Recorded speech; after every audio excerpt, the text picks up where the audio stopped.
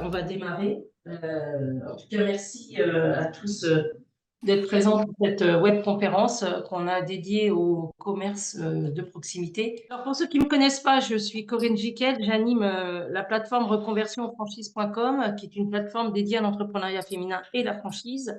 L'idée, c'est de vous amener toute l'année différents contenus sous forme de webconférences comme celle-ci, de livres blancs, de témoignages de femmes franchisées, de prises de parole de franchiseurs pour vous faire découvrir la franchise, des métiers auxquels certainement vous ne pensez pas en tant que femme. Alors, messieurs, vous êtes les bienvenus, hein, s'il y a des messieurs. Voilà, donc n'hésitez pas à nous contacter. En ce moment, on est sur le programme des 30 jours qui se terminera le 4 avril, mais je vous reparlerai de l'actualité à la fin de cette conférence. Aujourd'hui, notre thème, c'est le commerce de proximité. Donc, le commerce de proximité, tout le monde, si on recadre, tout le monde sait ce que c'est, hein, c'est souvent associé au commerce de bouche, au commerce alimentaire, mais il n'y a pas que ce type de commerce. La tendance aujourd'hui est de travailler et d'avoir des commerces qui sont omnicanales, des commerces dans différents domaines. Aujourd'hui, avec la crise sanitaire, le télétravail, l'inflation, les tendances des consommateurs ont changé. On veut plus des produits sains, on veut plus d'authenticité. On est OK sur le digital, mais on reste quand même sur le commerce physique. Ça veut dire que les commerçants et les franchiseurs se sont adaptés pour mixer à la fois le digital et le commerce physique. En tout cas, ce qui ressort des études, c'est que le lien humain, même s'il y a de l'intelligence artificielle, est vraiment d'actualité. On ne cherche plus, on cherche aujourd'hui de plus d'authenticité. On parle aujourd'hui d'éco-responsabilité. Je le vois bien dans les échanges que j'ai avec les personnes et encore sur le salon. La quête de sens est vraiment d'actualité. Alors, pour en parler aujourd'hui, j'ai convié 6 enseignes sur des marchés complètement différents, des enseignes qu'on n'attend pas en tant que commerce de proximité, et pourtant, je les ai découverts et sont des commerces intéressants. Alors, pour présenter, je vais revenir en arrière sur mon stage. J'ai donc 6 personnes. Alors, hop, je vais revenir là. Donc, Cédric, si je n'écorche pas votre nom, de Salag, Des c'est ça? Salas, exactement. Oui, vous inquiétez pas. Voilà, qui représente le groupe Schmitt. Donc, Schmitt, c'est deux marques surtout, c'est Cuisinella et Schmitt, qu'on connaît hein, dans l'univers des... Exactement, oui. Voilà, on Dans connaît le dans monde de la l'univers des... franchisée. Voilà, donc Et on nous connaît dans avons le... aussi une troisième marque en B2B qui est ID Pro. Ok, très bien. Vous m'entendez? Je suis en décalé, je vois. Moi, C'est je bon vous ou entends pas? très bien. Ok, parfait. À côté sur mon slide, en tout cas, Simon Assoum, vous êtes cofondateur de BioCoiffe, donc une enseigne dédiée à la coiffure bio, vegan, tout ce qu'on veut autour du naturel. Voilà. Bonjour, rebonjour Simon. Votre micro est éteint, Simon. Bonjour, Euh, bonjour à tous. voilà. Merci. Inès Charara, franchiseur Midas France. J'espère que tu vas bien depuis hier, Inès, Bonjour à tous. à nos côtés, qui nous expliquera l'évolution de Midas France. Alors, est-ce que Xavier est là? Parce que j'ai essayé de vous joindre. Xavier, vous êtes là ou pas? Ouais. Noémie, si ça ne te dérange pas, est-ce que tu peux le joindre? Je te remercie beaucoup. Et Fabrizio, vous êtes franchiseur diète naturelle. On est aussi dans l'éco-responsable. On est sur une franchise de diététique de surcharge pour aider des personnes à perdre du poids. Est-ce que c'est bien ça? Exactement, c'est Alors, je bien vous ça. propose un échange à tous. Avant de présenter vos enseignes, tout à l'heure, je viens de dire que le commerce de proximité change. Vous êtes directement lié à ce commerce de proximité. Vous rencontrez donc monsieur et madame tout le monde dans vos boutiques. Quels sont vos points de vue sur le sujet? Après cette crise sanitaire, cette inflation, les gens cherchent un peu des expériences positives. Je vais vous laisser la main, Fabrizio. Et puis, Oui, est-ce que moi, vous avez je peux parler de mon domaine. Euh, c'est vrai, avant et encore plus après la crise sanitaire, dans notre domaine, le contact personnel, l'accompagnement des personnes par rapport à une problématique qui est le surpoids, qui est une problématique importante en France, vu qu'un Français sur deux est en surpoids. Euh, Progressivement, la population commence à se rendre compte que voilà, ce n'est pas une problématique de manque de volonté ou de manque d'activité de chacun, mais qu'il y a tellement d'informations que la connaissance sur la perte de poids est trop complexe. Et donc, ils viennent nous voir pour avoir une approche personnalisée par rapport à l'envie qu'ils peuvent avoir de mieux se sentir, d'être du bien-être. Et ça ne peut se faire que par la proximité. C'est-à-dire En nos tout cas, clients. excusez-moi, vous êtes dans un secteur où, ouais, où l'humain est important. On ne peut pas parler vraiment de digital. Je sais qu'il y a des méthodes digitales, mais je pense que Oui, l'humain il y a là est des dans méthodes le cas. digitales, on les a appliquées pendant la période Covid. Il y a des méthodes digitales, mais voilà, ces méthodes digitales marchent pour le court terme, c'est-à-dire pour un besoin de perte de poids rapide ou de se sentir mieux par rapport à quelque chose de spécifique. Mais pour vraiment arriver à améliorer son bien-être sur le long terme, ben, l'être humain a besoin d'un autre être humain qui a certaines connaissances, de l'empathie, des capacités. Pour l'accompagner pendant une période longue et à partir de ce moment-là, l'éduquer, l'aider à remettre en ordre les idées sur les objectifs et comment on y arrive pour pouvoir le faire. Et ça se fait que par la rencontre. Donc, nous, on rencontre nos clients toutes les semaines. Donc, On en effectivement, reparlera de. par définition, ça doit être de proximité. Voilà. Merci en tout cas.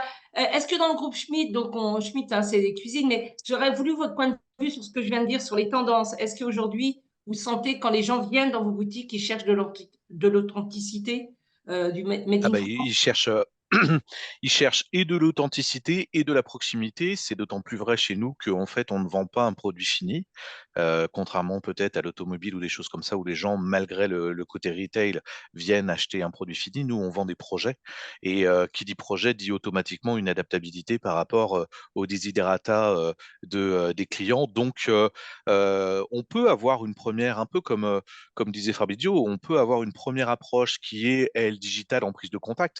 Malgré tout, il est plus que nécessaire derrière d'avoir ce contact humain pour, en tout cas dans notre métier, connaître un peu les modes de vie, les modes de consommation et des clients. Et donc, ça ne peut se faire que par de l'échange physique parce que on en a tous besoin.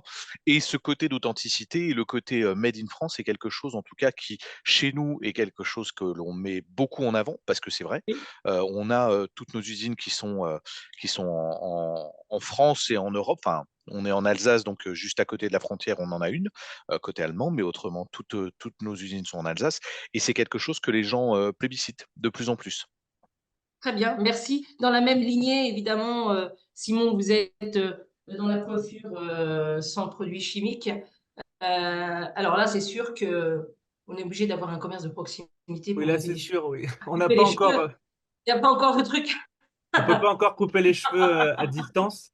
Ouais. Ça viendra peut-être un jour, mais en tout cas, effectivement, le salon de coiffure, c'est le commerce de proximité par définition. Et vous parliez, Corinne, du lien humain. Encore une fois, par définition, le coiffeur, on dit souvent que le coiffeur, c'est comme le psy, c'est comme une thérapie quand une cliente Euh, vient. Quand une femme achète des chaussures et vont chez le coiffeur, c'est qu'il y a un truc, hein. C'est qu'il y a un truc, mais c'est aussi une thérapie dans le sens où voilà, il y a effectivement un lien très fort entre son coiffeur et le client ou la cliente. Pardon, on dit même qu'une cliente est plus fidèle à son coiffeur qu'à son mari. Je ne sais pas si c'est vrai, mais en tout cas, il y a un lien très fort, un lien de cette proximité qui est très fort. Et puis, effectivement, la cliente qui vient ou le client qui vient chez le coiffeur, on va dire qu'il se confie et il se donne entre les mains du coiffeur et dire sa beauté et son esthétique dépend de cette séance. Donc, il y a vraiment quelque chose de très psychologique et la proximité, elle est vraiment là. Donc j'entends qu'il n'y a pas que le commerce alimentaire ou la restauration pour se nourrir. On a vu qu'à Franchise Expo, il y avait énormément de commerce de restauration. Voilà, vous prouvez que dans d'autres disciplines, c'est indispensable l'humain. Et c'est le cas aussi chez Midas, parce que Midas, on est dans une révolution énergétique. Les voitures, tout le monde en a besoin, mais on change, on oublie l'essence, le diesel bientôt, on est sur l'électrique, et là, on est Ouais. complètement paumé. Ouais, puis c'est vrai qu'on est aussi sur un changement d'attente, hein, de la part des clients, quand tu le dis autour de la proximité. Nous, on développe de plus en plus tout ce qui est service, en fait, autour de notre métier technique, parce que ça suffit plus juste, on n'est pas là que pour recevoir le véhicule du client et le réparer. On est vraiment là pour l'accompagner dans toute son expérience et puis surtout, on se positionne de plus en plus en tant que conseiller aussi. On a, des bonnes pratiques à donner, des bons usages, et de les accompagner, réellement pas à pas, dans tout leur parcours, avec leur véhicule. C'est aussi ce qu'attendent de plus en plus les clients.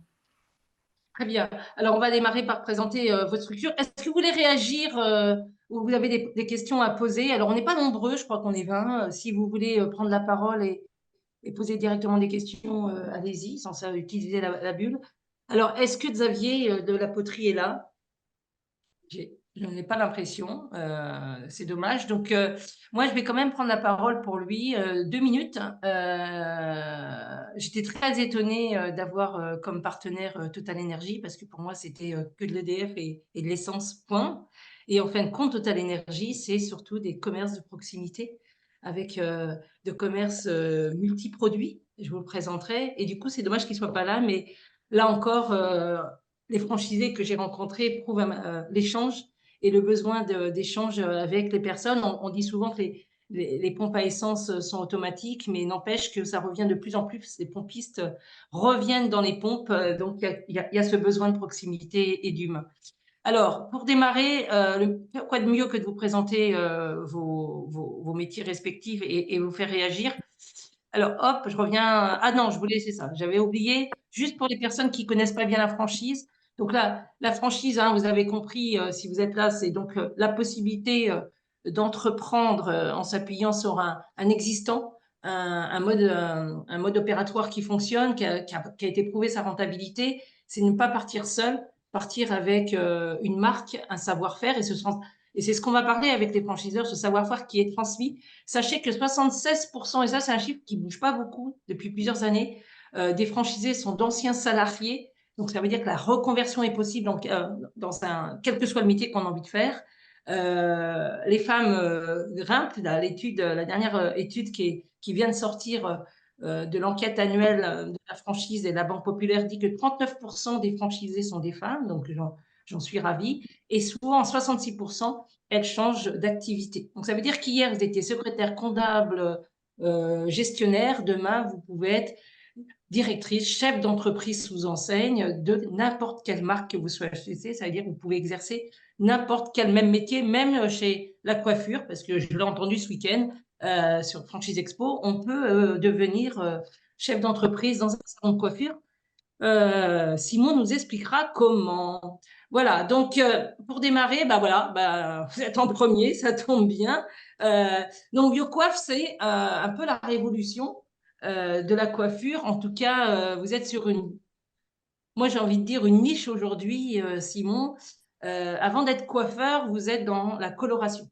C'est ça, en fin de compte, votre base de départ. Oui, alors vous parlez de révolution, nous on parle de rébiolution, parce qu'en effet notre concept tourne autour de la coloration végétale, 100% végétale et bio. Alors vous dites effectivement avant d'être coiffeur on est coloriste, c'est vraiment le cas. La naissance de BioCoiffe est née autour de la couleur, grâce à la couleur, parce que le fondateur, Charlet, a eu des problèmes de santé et d'allergie. C'est des produits, au savoir, en coiffure qui sont très toxiques. Et il a tout jeté à la poubelle et a testé ces fameux pigments colorants qui sont finalement que des plantes séchées, broyées, mises en poudre. Et là, c'est là que l'expertise arrive. Il faut les mélanger avec le bon dosage, les appliquer et les laisser poser sur la tête de la cliente avec le bon temps de pose. Alors, Donc, l'histoire est belle, hein, parce que pour la petite histoire, c'est votre père, voilà. Et absolument. il est parti, je ne sais plus si c'est aux Indes ou je ne sais plus dans quelle contrée, essayer de faire ces mixtures pour trouver les bons dosages et la bonne formule pour revenir avec des produits qui tiennent et qui sont naturels. Absolument. C'est donc oui, effectivement le fondateur, c'est mon père. C'est une entreprise familiale. Il y a aussi mon frère qui travaille avec moi et ma sœur. Effectivement, c'est pour ça qu'on considère aussi que tous les franchisés qui nous rejoignent font partie de la famille BioCoiffe. Il y a une vraie communauté. Et vous avez raison, c'est en Inde qu'on a trouvé ces fameuses plantes qu'on appelle les plantes ayurvédiques qui nous viennent et qui sont évidemment cultivées sur des champs bio et qui nous viennent par bateau, je précise, dans l'ensemble des salons pour pouvoir colorer et faire de magnifiques couleurs à nos clientes. À ces couleurs sont évidemment ajoutées toute une gamme de produits shampoing après shampoing, gel, baume, huile. Je vous en enverrai un exemple ou un échantillon, Corinne, pour que vous puissiez essayer. Et effectivement, tout le concept tourne autour de la beauté, évidemment, la beauté du cheveu, mais aussi de la santé, puisque les colorations ne sont pas allergènes, et beaucoup de femmes qui ont des irritations, des allergies viennent nous voir et peuvent faire leur couleur sans problème. Et également, vous le mettez aussi, c'est la préservation de la planète. Nos produits ne sont pas polluants. Le concept tourne autour d'un salon écologique, donc avec la suppression de tout plastique. Les déchets sont propres. Même les produits de ménage du salon sont éco-responsables, jusqu'à la petite capsule de café qui est sans la membrane allume et qui est recyclable et biodégradable. Donc, on est très fiers de notre concept. Il est dans l'air du temps aujourd'hui, mais on n'a pas attendu la mode. On était déjà dans ces engagements et dans ces valeurs-là à l'époque. Alors, vous avez aussi, sur les produits de sein, un laboratoire hein, pour les produits de sein et pour continuer les soins séchoirs. Alors, comme on est dans la franchise et que les personnes qui nous écoutent sont peut-être pas, je le disais, dans votre domaine, on peut devenir, si on n'a pas le diplôme de coiffure, hein, parce qu'on ne sort pas les cheveux mouillés normalement, on peut tenir un salon de coiffure. Oui, alors vous l'avez dit, dans notre réseau, il y a pas mal de salariés qui étaient chez nous et qui ont décidé d'ouvrir leur propre biocoiffe, mais il y a aussi effectivement des chefs d'entreprise qui peuvent, sans être coiffeurs, ouvrir un biocoiffe. Il s'agit juste, et c'est la loi qui l'exige, d'embaucher un coiffeur avec le diplôme de coiffeur, et le salon peut être ouvert et managé par le chef d'entreprise et par le manager pour l'aspect coloration et coupe. Je précise que il y a encore beaucoup de places en France. Nous, on en a une trentaine d'adresses en France. Mais on parle souvent, vous savez, dans l'actualité de désert médical parce qu'il n'y a pas assez de médecins dans certaines zones. Nous, on parle de désert végétal. Il y a encore beaucoup de villes qui, malheureusement, on parle de commerce de proximité, n'ont pas de salon de coiffure végétal dans leur ville. Et donc, effectivement, là, on ne peut pas encore faire ça en ligne, mais on attend que beaucoup nous rejoignent dans notre beau réseau pour pouvoir justement proposer ce commerce de proximité pour les clientes qui l'attendent. Et dans toutes les villes, les clientes attendent un salon de coiffure végétal. Alors aujourd'hui, vous avez 23 franchises, hein, 8 succursales, donc ça veut dire que vous avez vraiment rodé votre modèle, hein, pour en avoir 8, ça existe. C'est quoi vos ambitions et dans quelle ville, comment? Bah, on est déjà dans beaucoup de grandes villes. On est à Bordeaux, Marseille, Reims, Nancy, Nantes, évidemment à Paris pour nos succursales. Mais il y a encore beaucoup de place. On aimerait bien en ouvrir, on va dire cette année, 5 ou 6. On va lentement mais sûrement. Pourquoi? Parce qu'en fait, la rencontre avec le franchisé est importante. À la fois, lui doit pouvoir s'identifier et se projeter dans un commerce tel qu'un salon de coiffure, partager nos valeurs, nos engagements. Et nous aussi, on veut pouvoir choisir nos candidats ou nos candidates, en l'occurrence, puisqu'il y a 94% de notre réseau, c'est des chefs d'entreprise, des directrices de salon de coiffure. Et effectivement, ce sont des projets longs qui prennent du temps, qui méritent réflexion, puisque c'est une décision importante, c'est un projet de vie. On en avait parlé à la dernière fois. Et donc, voilà nos ambitions. Continuer d'avoir des ouvertures dans des grandes villes pour proposer ce magnifique service. Merci. On parlera de votre marque après sur la partie accompagnement, formation de chacun d'entre vous. On va continuer avec Midas qui suit mon document. Donc Inès, bon, on va par Midas, tout le monde connaît, hein. Pour faire court, vous êtes un groupe qui existe depuis très très longtemps. Vous appartenez maintenant à un groupe, hein, Oui, voilà. Vous avez, alors moi je veux le faire à l'envers. Vous avez beaucoup de reprises aussi parce que il y a des gens qui partent à la retraite. Il n'y a pas que des ouvertures de centres, c'est ça? ouais, c'est ça. Bah, comme tu dis, on est quand même un vieux réseau, hein, on a plus de 45 ans en France, donc on a pas mal aussi de mouvements dans le réseau, donc c'est aussi des belles histoires. On peut avoir beaucoup souvent quand même des salariés qui vont récupérer, le centre de leur franchisé ou même des successions d'ailleurs dans les familles. Donc c'est vrai on a en général une vingtaine d'ouvertures par an et on peut opérer, une quinzaine de reprises également. Donc c'est vrai il y a les 2 types de projets qui sont, hyper développés. Voilà, alors je le disais tout à l'heure, dans le commerce de proximité, ben, tout change. Ouais. Voilà. Qu'est-ce qui se passe aujourd'hui avec cette transition énergétique? Alors, du coup, on a bien, lancé notre offre, de e-révision et tout ce qu'il faut autour des véhicules hybrides électriques. Donc aujourd'hui, on est apte, dans le réseau à plus de 90 à recevoir, ces véhicules-là. Et puis, on part même sur un nouveau modèle, qui va être, beaucoup plus urbain, qui va s'appeler Midas City. Et l'idée, c'est vraiment de pouvoir élargir un peu, notre éventail d'offres, et ne plus être que, sur la partie automobile, mais aller toucher à toutes les mobilités douces. Donc on garde bien sûr notre cœur de métier, hein, qui restera toujours l'automobile, mais l'idée, ce serait de pouvoir développer peut-être en satellite et avoir, plusieurs options, pour, développer son activité Midas, sur plusieurs segments. Donc avec les trottinettes, les vélos, on a aussi, les scooters, électriques, bien sûr, tous les 2 roues. Et puis, sur cette partie responsable, donc déjà ça en fait partie, mais derrière, dans l'organisation du centre, il y a quand même beaucoup d'éléments qui sont mis en place pour sortir de cette image du métier sale, plein de cambouis et de déchets toxiques. Aujourd'hui, on est dans des centres, très aérés, très lumineux, très blancs. On met, des plantes et des sambons et voilà, on veut vraiment que le client passe un bon moment, et qu'il ait vraiment un rapport avec son commerçant de proximité. Et ça arrive souvent, pour donner les petites anecdotes, j'ai quand même des franchisés qui me disent que voilà, leurs clients peuvent juste passer le matin boire un café avant d'aller au bureau, parce qu'ils ont, créé ce lien et qu'ils sont presque voisins. Donc en fait, c'est aussi ça, je pense, qui est un beau moteur pour nos franchisés au quotidien dans cette relation client. Alors, c'est vrai que les centres Midas aujourd'hui, puisque je les ai vus, sont complètement différents, hein. On n'est plus du tout dans un garage. Et d'ailleurs, la clientèle de proximité a changé. Vous Oui, avez une clientèle plus jeune et des femmes qui viennent réparer leurs trottinettes, leurs cycles, etc., quoi. Le métier n'est plus le même.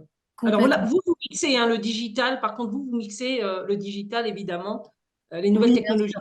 Aujourd'hui, on a à peu près 10 des rendez-vous qui peuvent être pris en ligne, donc ça reste quand même, une grosse partie en physique ou au moins par téléphone au début, mais comme on le disait un peu au début, voilà, le lien humain, il reste quand même hyper important parce qu'on est dans une prestation de service, donc faut aussi qu'on arrive à bien faire comprendre au client ce qu'on va réaliser et bien l'accompagner, pour pas avoir de surprise, quoi. Alors, dans le métier, quelque chose que je voulais ressortir, puisque ça fait partie des tendances d'authenticité et le recyclage, vous travaillez beaucoup sur le réemploi des pièces. Oui, Euh, également. On va faire nous-mêmes, donc vu qu'on appartient à un groupe, c'est vrai que nous, Midas France, en soi, on n'est pas tant que ça, mais d'être appuyé par un grand groupe, ça nous permet de garder la proximité avec notre réseau et en même temps, d'avoir des plus gros projets qui peuvent être développés et donc dans le cas, notamment, du recyclage ou des pièces de réemploi, bien, au sein du groupe, on va pouvoir faire nous-mêmes, des pneus, recyclés et reconditionnés, pour pouvoir les proposer aux clients et puis après on a différents partenaires, pour proposer, tout autre type de pièces de réemploi.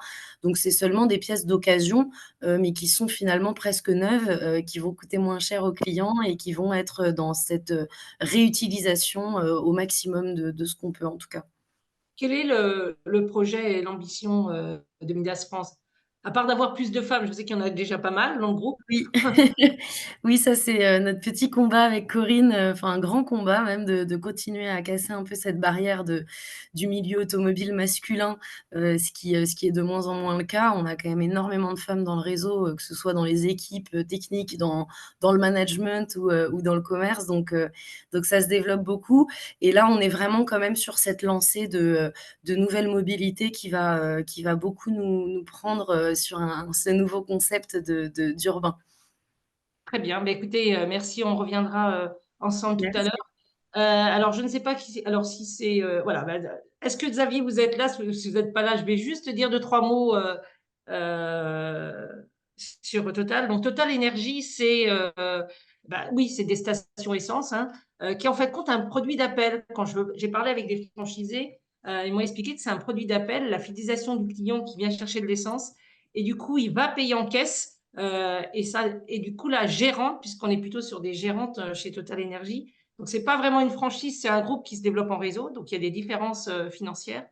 La personne qui tient son point de vente considère que c'est un commerce de proximité avec énormément un stock alimentaire, de produits d'hygiène et aussi de produits régionaux. Donc il y a une diversité de produits au sein des stations essence, Mais en fin de compte, ça reste du commerce de proximité avec une gestion de stock et comme on le ferait si le commerce était en centre-ville, avec une liberté aussi de choisir des produits pour faire ressortir je sais pas moi, le territoire ou autre. Mais j'aurais préféré qu'il soit là, mais il n'est pas là. Oui, s'il vient, moi, j'espère qu'il nous rejoindra. Donc, je vais passer directement, hop, qu'est-ce que je fais là? Je ne sais plus. Voilà. On va monter dans le monde de la cuisine. Merci en tout cas d'être là pour nous présenter ce groupe qui est un groupe de plus de 50 ans, qui Oh appartient à une oui, famille, c'est bien ça? Qui appartient à une famille dont exactement, qui la appartient à une petite fille, famille. voilà, et que Exactement, c'est c'est en fait c'est un groupe familial qui est né dans les années 30, d'abord sur la prestation construction de maisons et qui en fait après la Seconde Guerre mondiale a décidé d'évoluer vers dans un premier temps tout ce qui est buffet de cuisine. C'est comme ça que le groupe Schmitt est né et on a deux marques principalement. La première qui est née en 1959, qui est donc la marque Schmitt, et la marque Cuisinella, qui elle est la petite sœur et qui est un peu plus jeune puisqu'elle est née en 1992. Donc voilà, on a deux principales marques. On a sorti, ce que je disais tout à l'heure, une marque à destination du B2B2C, donc en fait vraiment au niveau des professionnels que peuvent être l'aménagement de cabinets médicaux, architecture, etc., etc. Mais on focalise vraiment notre activité sur du retail avec, comme il est marqué en fait en France à peu près moite-moite hein, entre le réseau Schmitt et Cuisinella.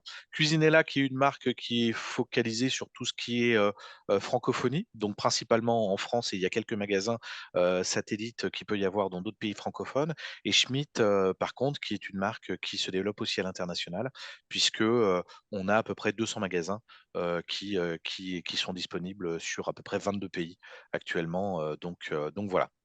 Alors, vous avez C'est en fait une. Oui. pardon, je voulais vous demander, est-ce que moi je me dis, mais pourquoi un groupe a deux marques dans le même domaine? C'est quoi les distinctions entre les deux? Alors, on n'est pas du tout sur la même entre guillemets typologie de marché, puisque on est clairement sur bah, déjà on a un territoire géographique qui diffère, hein, puisque on est sur une priorité Europe sur Schmitt et puis marché francophone Cuisinella. Et puis on a un positionnement qui est Schmitt un peu plus élevé, puisqu'on est sur du premium, enfin de l'entrée de gamme premium et Cuisinella qui est vraiment sur des gammes cœur de marché. Donc, c'est aussi par rapport à des tranches de prix, puisque comme on est sur des projets, eh ben, on est sur des projets qui sont impliquants, hein, puisque le prix moyen d'une cuisine, alors chez Cuisinella, va osciller aux alentours des 5 000 euros et chez Schmitt va osciller aux alentours des 8 10 000 euros.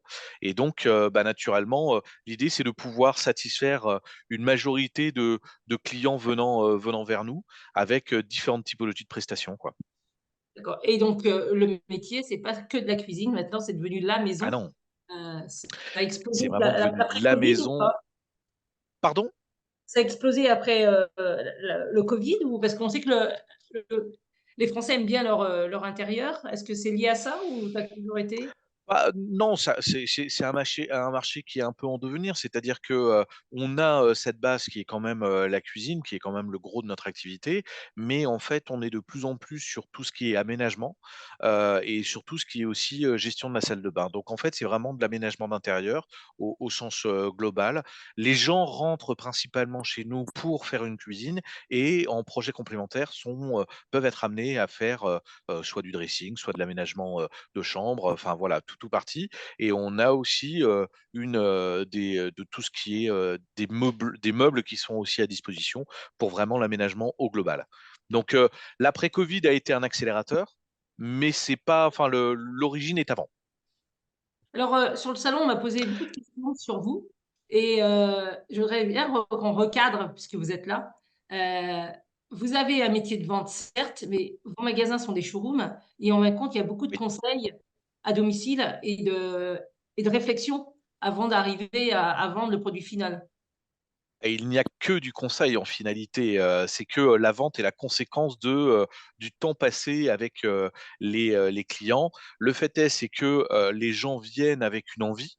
Et c'est une envie qui est une envie d'aménagement. Donc en fait, c'est quelque chose qui leur est très personnel, puisqu'ils veulent avoir leur cuisine et leur aménagement qui leur ressemble. Donc en finalité, il va y avoir énormément de temps de conseils.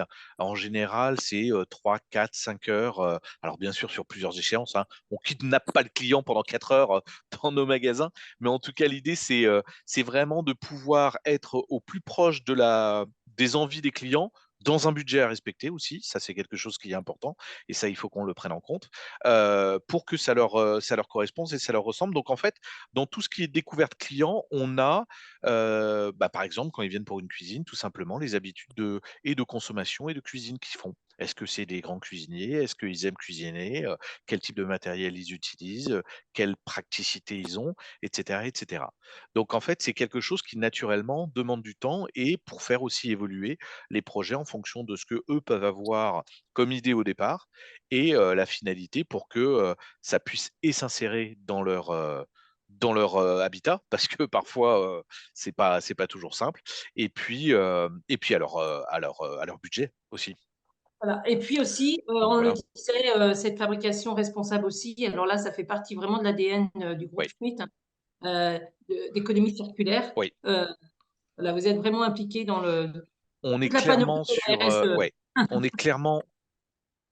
Alors ça, c'est quelque chose qui est très, très important et pour, j'allais dire, la tête de l'entreprise, mais ça fait vraiment partie de l'ADN, de notre entreprise. On vient d'être certifié B Corp, en fin d'année dernière et ça, c'est une très, très grande fierté, pour avoir ce niveau de certification qui est quand même assez difficile à atteindre et qui est en fait un label américain où, il y a, dans le monde, je crois, 2 000 ou 3 000 entreprises qui le sont et en France, il y a à peu près 200 entreprises qui le sont certifiées, tous secteurs d'activité confondus.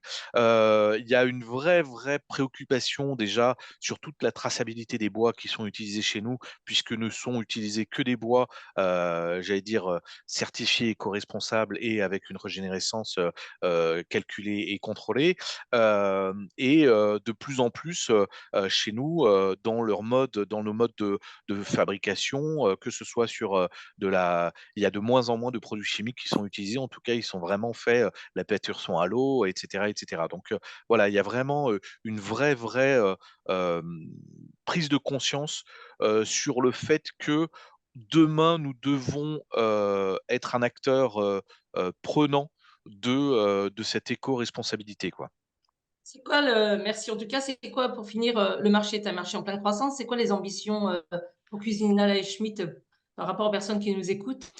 Euh, Alors en fait, c'est ce que je disais, on est à peu près 700 magasins. L'objectif, c'est que on atteigne, on est encore en phase de croissance. L'année dernière, on a ouvert à peu près, alors je veux pas dire de bêtises, mais je crois c'est une soixantaine de magasins en totalité sur le territoire national. L'objectif, c'est de pouvoir avoir en termes de représentativité et de représentation, pardon, euh, des magasins avec une capillarité qui permettent à tout à chacun de pouvoir venir nous voir en Schmitt ou en Cuisinella. Donc il y a encore une volonté, d'expansion contrôlée, c'est-à-dire qu'on va pas faire, tout et n'importe quoi, mais l'idée c'est de pouvoir vraiment, satisfaire, la totalité des personnes sur le territoire national, pour qu'ils puissent à 1/2 heure de chez eux venir, dans un de nos magasins et pouvoir découvrir nos produits, quoi. Est-ce qu'on peut avoir un magasin, je pense que oui, Schmitt ou Cuisinella dans un centre-ville? Ou est-ce que c'est obligatoirement des grandes Oui. surfaces en superficie? Pas du tout, En périphérie, pas du pardon. tout, il y a qu'à non, non, pas du tout, il y a qu'à venir à Paris, vous en avez plein qui sont, parfois sur des petites surfaces, mais des toutes petites surfaces et c'est tout l'avantage entre guillemets, notre concept s'adapte, c'est-à-dire qu'on a chez nous des équipes dédiées qui sont là pour que, par rapport aux surfaces disponibles d'exposition, on puisse adapter, tout ce qui est, le showroom, et pour vous dire, à Levallois, on a un magasin, Schmitt qui fait, 65 m², et donc voilà, c'est vraiment pas grand, mais le fait est, c'est que, ça nous permet de s'adapter. Donc on est vraiment sur, de la prestation individuelle au niveau des franchises enfin des franchisés, des concessionnaires chez nous puisque c'est des contrats de concession et c'est pas des contrats de franchisés. Mais, le fait est, c'est qu'au niveau des concessionnaires, on a un service qui s'adapte aux surfaces, et à l'accessibilité, des lieux, quoi. Donc, chaque magasin est unique. Merci. Et c'est vrai, vous avez aussi, vous, beaucoup de femmes qui vont vers ce métier, qui est un métier technique, mais un métier de conseil, qui mixe les deux. Et Mais souvent, c'est un métier sur lequel mais elles ont une sensibilité qui nous est nécessaire. Il y a bien sûr cette partie conseil qui est très importante. On est très fiers d'avoir quasiment la parité au niveau de Schmidt Group. On est, je crois, à 95% de répartition hommes-femmes. Et ça, c'est vraiment une plus-value parce que c'est pour ça qu'en finalité, chez nous, nos vendeurs, j'allais dire, ça peut être des concepteurs vendeurs et non pas que des vendeurs. L'objectif est d'abord de concevoir avant de vendre. et voilà, pour finir, et on reviendra vers vous, on peut entreprendre en couple dans votre activité. Alors, on va passer, Exactement. voilà, on va repasser donc à diète naturelle. On le disait tout à l'heure, hein, le surpoids est un vrai fléau. Qui n'a pas envie de perdre du poids avant les vacances? C'est aussi un problème de santé. Donc, il existe, c'est vrai, un certain nombre d'enseignes et de protocoles sur ce marché, mais vous êtes axé sur le coaching et le suivi alimentaire complété par des compléments naturels que vous fabriquez dans vos laboratoires. Est-ce que c'est ça, Fabrizio? Tout à fait. C'est exactement ça. Bon, je ne dirais pas que le surpoids est un fléau, euh, parce que voilà, il y a surpoids et surpoids. Oui. Il y a des surpoids très importants et effectivement, il y a des vrais enjeux de santé.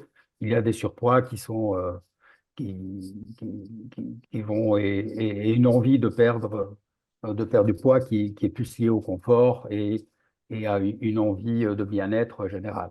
Alors effectivement, nous, on a notre propre laboratoire pharmaceutique qui est certifié ISO 21000 et qui est certifié bio aussi.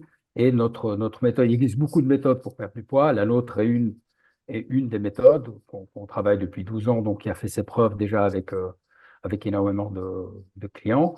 Et le principe de notre méthode repose sur 3 piliers. C'est un plan alimentaire qui est personnalisé, euh, un coaching, un accompagnement de chaque client de façon très unique et très adapté à son style de vie. Nous avons des règles d'or qui sont de promettre à nos clients de maintenir une vie sociale normale, de ne jamais avoir faim. Donc, je ne dirais pas les contraintes classiques qu'on a quand on entame ce qu'on peut appeler un régime. Chez nous, c'est plus un rééquilibrage alimentaire.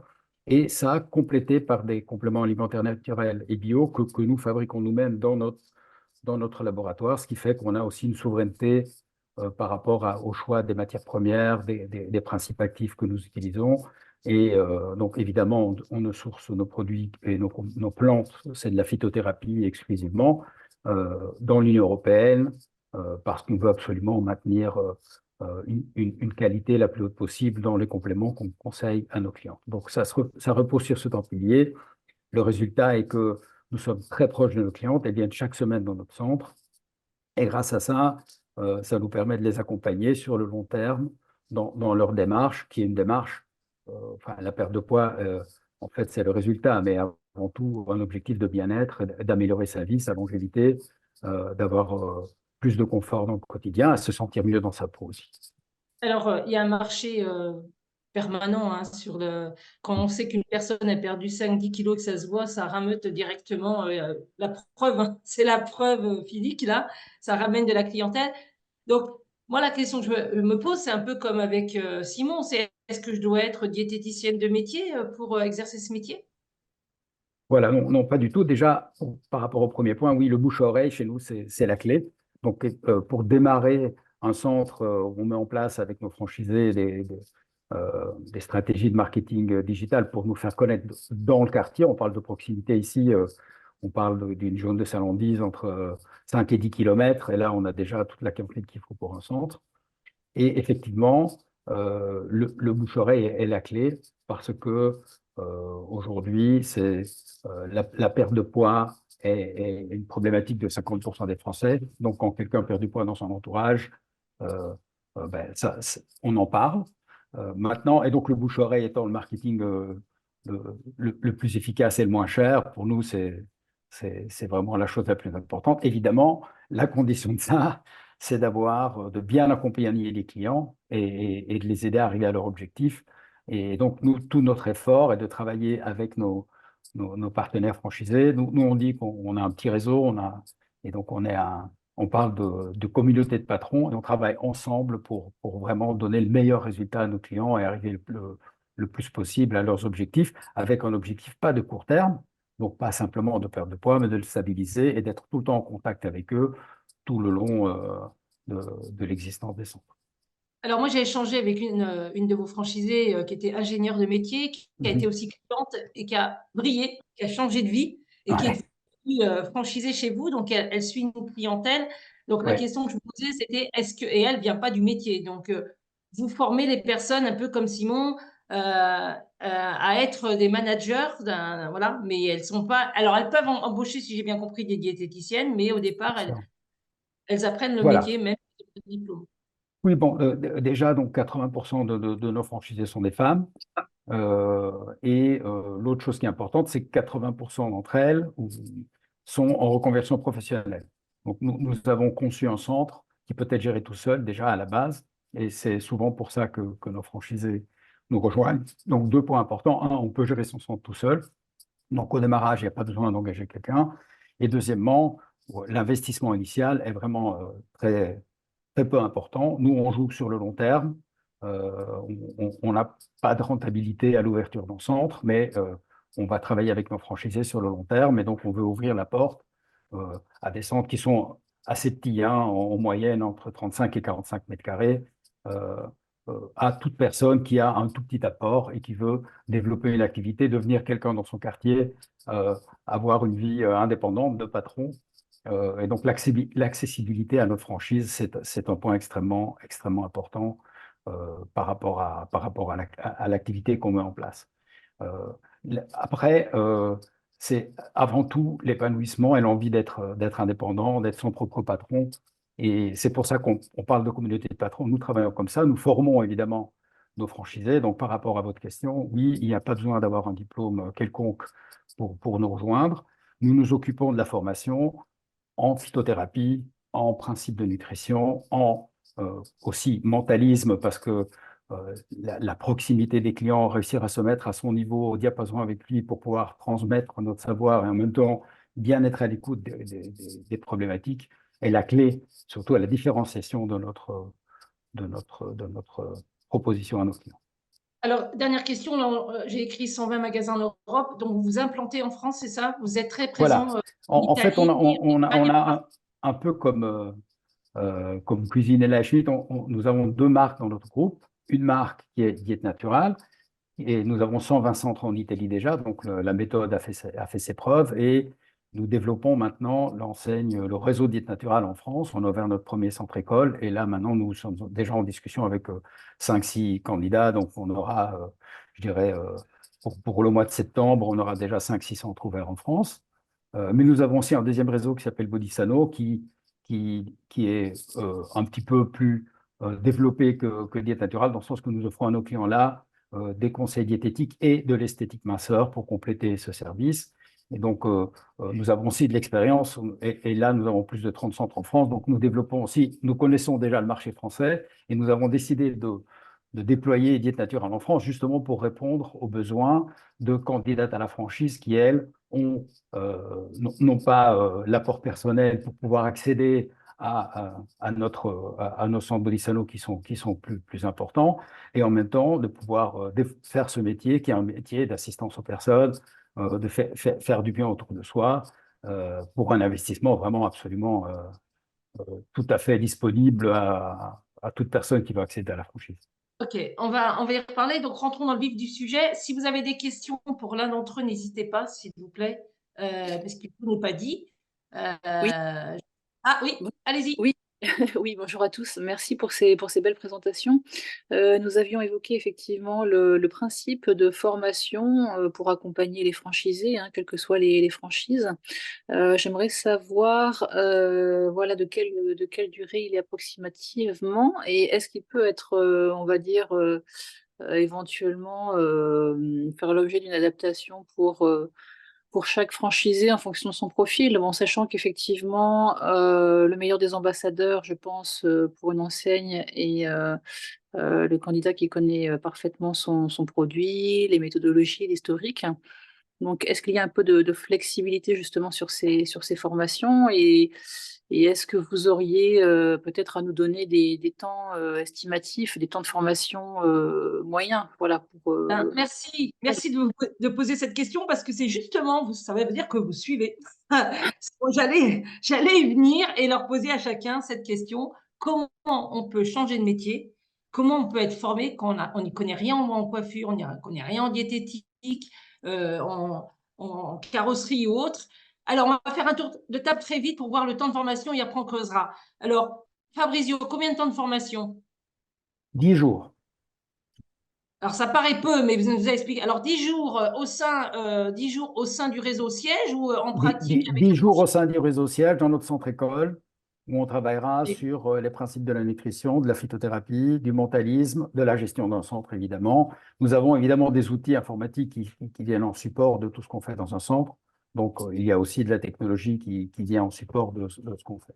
Voilà. Et je pense que pour tous, je vais le dire, mais si je me trompe, il y a quelqu'un qui, voilà, c'est pas 10 jours et puis c'est fini. Vous Non, non, avez non, bien un sûr. suivi derrière, il y a un coach, Bien ou un sûr, responsable. on a 2 diététiciennes référentes au sein du réseau qui sont toujours à disposition. On a une animatrice réseau, on a une coordinatrice réseau, on a toute et moi-même, on a un petit Lâcher réseau. dans la nature. Donc je suis très présent aussi. Voilà, on se connaît tous par nos prénoms et voilà, on est en continu ensemble. On a des ateliers aussi spécifiques pour des problématiques particulières. Ok. Alors, on va en continuer. Chez Midas, la Oui, formation, elle dure combien de temps pour connaître le métier? on est à 7 semaines, on fait 3 semaines de théorique et 4 semaines de pratique, mais en effet, justement, on s'adapte au profil. Si vous avez déjà créé une entreprise ou si vous venez déjà de l'auto, bah, on va pas vous faire les mêmes modules. Voilà. Et Alors, ensuite, il y a l'accompagnement, bien sûr, avec les animateurs réseau. Alors, est-ce que c'est vrai, j'en profite de vous poser la question et je poserai après la question aux deux autres franchiseurs. Oui, Souvent, on dit quand on vient du métier, c'est moins pratique pour vous parce que la personne, elle est rodée, il faut être humble, il faut repartir de zéro. Alors, je ne parle pas des compétences transversales de management, de gestion, ça c'est top parce que tout entrepreneur doit gérer son point de vente. Il ne faut pas oublier que oui. quand vous êtes franchisé, je le rappelle parce que au salon, on m'a posé la question. Donc oui, vous êtes entrepreneur indépendant, juridiquement, administrativement, et vous ouvrez une SRL, une SASU, etc. Et ce qui vous dit aux franchiseurs, c'est un contrat. Donc, est-ce que ceux qui viennent du métier, c'est un peu plus compliqué ou ils s'adaptent? Et bah, du coup, c'est là où nous, on s'adapte beaucoup pour essayer de Dans l'autre bien, sens. faire passer les messages qu'il faut, mais surtout dès le début, d'avoir un peu une évaluation, quoi. De se dire: «OK, bah, quelles sont vos bases aujourd'hui? Les compétences où vous avez vraiment des forces?» Et puis, nous-mêmes, enfin, les franchisés eux-mêmes, en fait, en tant que patron, on sait se cerner un petit peu quand même et on sait se dire soi-même: «Bon, bah, j'ai peut-être quelques lacunes sur cette partie-là, mais ça, je sais que c'est une de mes forces». Et du coup, c'est là aussi où on va retravailler ensemble pour être vraiment le plus pertinent possible. Donc, la franchisée Midas, elle a quand même, ou le franchisé, a besoin d'avoir une culture sur ce que c'est que la mécanique, même si elle ne la Aussi, pratique pas. aussi, ouais, bien sûr, Apprenez. ça va aussi en faire partie, au moins, à minima, bien entendu, pour pouvoir l'expliquer à son client, en fait. Mais c'est vrai que la compétence technique, elle va rester auprès de l'équipe, qui va manager. Est-ce que c'est pareil? Merci Inès. Est-ce que chez Schmitt et Cuisinella, alors là, on a besoin d'être architecte d'intérieur ou comment ça se passe pour Absolument pas. apprendre, Abso- apprendre ce non, métier, non, pour prendre des codes? Voilà, prendre des cotes. Même moi, quand je voulais faire ma cuisine, j'ai mis 10 ans avant de la faire faire chez Ikea, par exemple. Mais non, non, mais c'est galère. Donc, comment on peut Corinne, changer vous de auriez dû venir nous voir, ça aurait été plus rapide. Mais le peut-être? fait est, non, le fait est, c'est qu'il faut absolument pas être architecte d'intérieur. En fait, on a beaucoup de personnes qui viennent, et ce que nous on appelle des PHU, des personnels hors univers, qui viennent nous voir. On a une formation qui est en moyenne de 3 mois entre l'école de vente chez nous, puisqu'on possède une école de vente en Alsace, à Lièvre, qui est le siège, et les accompagnements sur le terrain.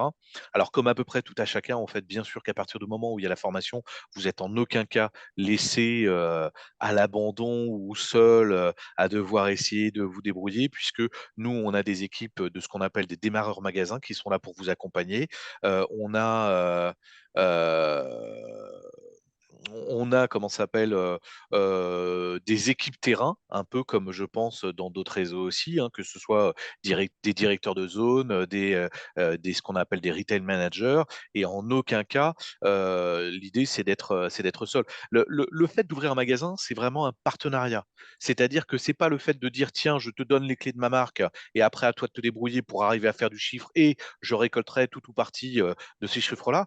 Non, non, c'est pas du tout cette logique-là. L'idée, c'est vraiment de créer un partenariat et d'être en accompagnement global parce que c'est vraiment du gagnant-gagnant. Il faut que le partenaire qui, investit, et du temps, de l'énergie et de l'argent dans un magasin puisse se sentir vraiment comme faisant partie de la famille et ça ne peut fonctionner que s'il y a un accompagnement avec des formations, présentes et un accompagnement de tous les instants de notre part, quoi. Alors, si on est plus sur le terrain, c'est quoi exactement la formation? Vous expliquez les matériaux, comment prendre des cotes? C'est quoi? Comment ça fonctionne?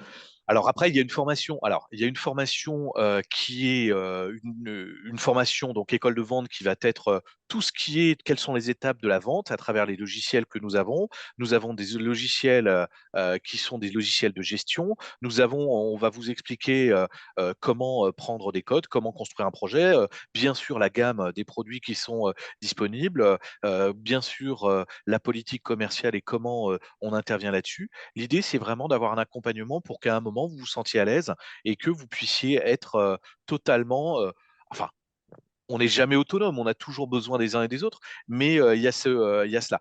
Et il y a aussi, chez nous, un accompagnement avec des pairs. C'est-à-dire qu'en fait, l'idée, c'est que vous puissiez, au début et au démarrage de votre magasin, aller dans d'autres magasins pour pouvoir avoir l'exemple et l'expérience, des, différents,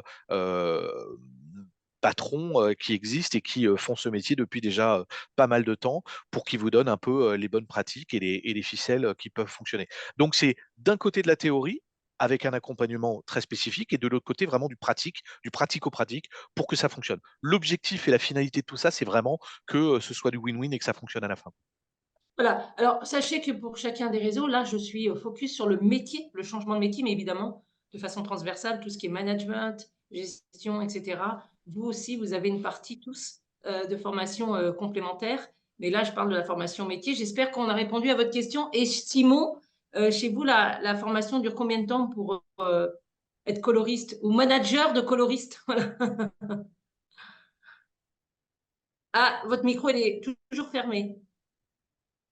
C'était pour vous épargner les petits bruits. Et alors, je disais que la formation chez Biocoif, quand un franchisé nous rejoint, elle est en plusieurs étapes. Il y a une grande journée sur la marque, une grande journée sur l'utilisation des produits et toute la gamme Biocoif, et une grande semaine d'immersion en salon. C'est la meilleure façon de pouvoir apprendre à gérer un salon, c'est d'être dedans. Et nous, on a l'habitude, et il y a des formateurs qui sont formateurs managers et qui encadrent le franchisé qui nous rejoint.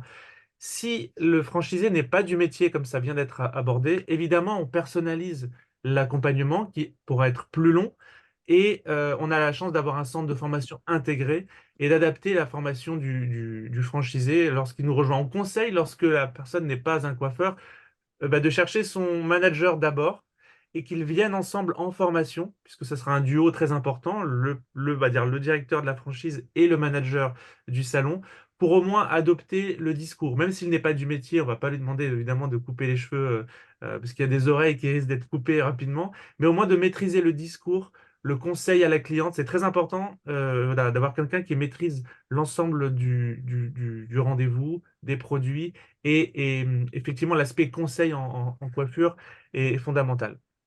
Est-ce que dans vos marques respectives, il y a des formations en continu, c'est-à-dire qu'au démarrage, on apprend le métier, mais après, je pense à vous, Fabrizio, il doit y avoir des protocoles quand on se retrouve face à des personnes qui ont beaucoup de poids à perdre. Certainement, il y a des remises à niveau, il y a des choses que… Parce que le franchisé n'est jamais isolé, il peut toujours Sûr. poser des questions à des experts.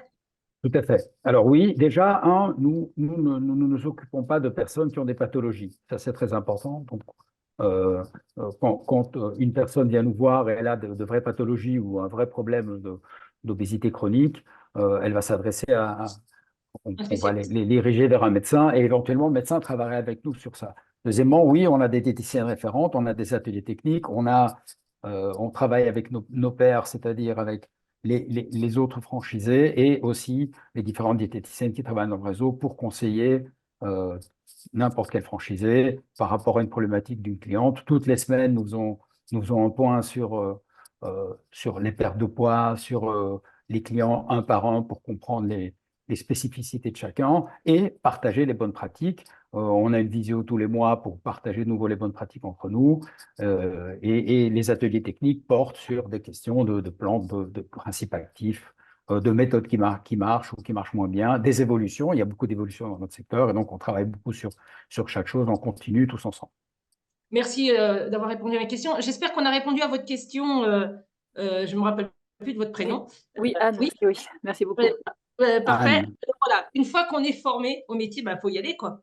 Donc, y aller, ça veut dire quoi? Est-ce que, moi, j'ai entendu dire que tout franchiseur accompagne à l'ouverture, donc ça veut dire que vous allez être vraiment à la disposition du franchisé pendant une période pour son ouverture, que ce soit sur le plan de communication. Alors, évidemment, avant, il y a des étapes, hein, c'est le business plan, il faut faire l'étude de marché, etc. Je passe toute cette étape, là, je suis vraiment à l'ouverture, comment je démarre mon activité, que ce soit Midas, alors je ne sais pas qui veut prendre la parole, que ce soit Midas, Schmitt, comment ça se passe l'ouverture? Alors, Inès, vas-y. Honneur aux femmes. Alors déjà, un petit peu avant la semaine avant l'ouverture, ça va être le gros check-up pour savoir si tout va bien, qu'on puisse ouvrir avec une ligne téléphonique et Internet dans le centre et tous les outils installés, etc. Mais c'est surtout sur l'accompagnement opérationnel qu'on va être très présent au démarrage. Donc déjà, la semaine de l'ouverture, où on vous laisse pas complètement seul dès le début, parce que voilà, on peut déjà avoir des premiers clients, des premiers devis à réaliser et les premières voitures à accueillir. Donc on veut s'assurer que vous soyez vraiment à l'aise et que vous ayez tout dans les mains pour y arriver tout seul. Et on va même faire un audit aussi à 6 mois. On va revenir dans votre centre, on passe une bonne journée avec vous, on refait un peu l'état des lieux et puis on essaye de voir, OK, est-ce que pour finir cette première année, on part déjà sur les bons rails? Est-ce qu'il y a tel levier ou tel levier à actionner pour faire en sorte de bien clôturer cette première année? Parce que ça va aussi assurer quand même la pérennité de l'activité par la suite.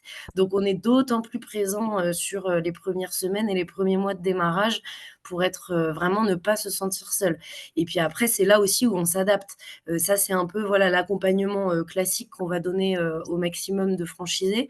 Bien entendu, si vous êtes déjà du métier et que vous êtes hyper à l'aise, on va peut-être vous laisser tranquille un peu plus rapidement. Et à l'inverse, si on voit que vous demandez à ce qu'on soit beaucoup plus présent, on peut venir toutes les 2 semaines, toutes les semaines, on peut être encore plus là.